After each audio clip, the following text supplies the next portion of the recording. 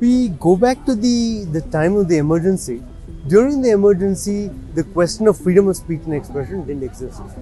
People who spoke up with opinions which are opposite what the government believed in were all in jail, be it political parties or be it media professionals and journalists. So in a similar sense, what we're seeing today in this kind of a intolerance of dissent is a situation of an emergency, wherein the government is basically saying that if you report on things which matter, if you report on the fact that the anti-CAA, on the farm laws, and you question or challenge the narrative of the government, it's very likely that we will arrest you. That's what they're telling us. So it requires journalists of great deal of spine and independence to stand up to this kind of an assault. And I think all of us need to be in support of journalists at this moment in time and saying that this is not just a question of journalists alone.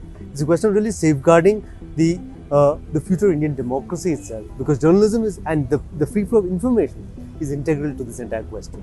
I think it's sent a kind of chilling message to all journalists. Today, every message that I sent on my phone made me nervous, even though it was the most inane message. And I think that, it feels like I'm now having to learn how to protest rather than write.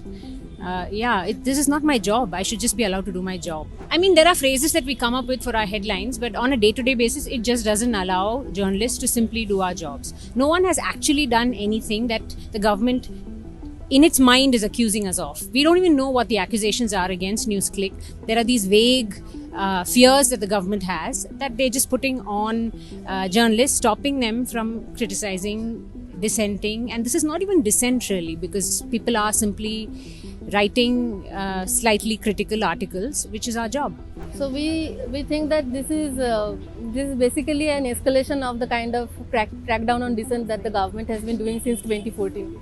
We're close to the 2024 Lok Sabha elections, so we see the intensity right now. And we as a student organization have gathered here today because a fascist government doesn't stop anywhere. Yesterday it was the political activists, then it was the journalists, lawyers, everyone. Now next it will be the students. So and the other thing is UAP is an extremely draconian law. It's basically a kind of remnant of the kind of British rule we were subjected to. So as student organization, we have always fought against it. And we'll fight against the law, we'll fight against the use of it. There's no misuse of UAP. This is the use of UAP, where the process becomes the punishment. These are the things that have brought all of us together here. Yeah.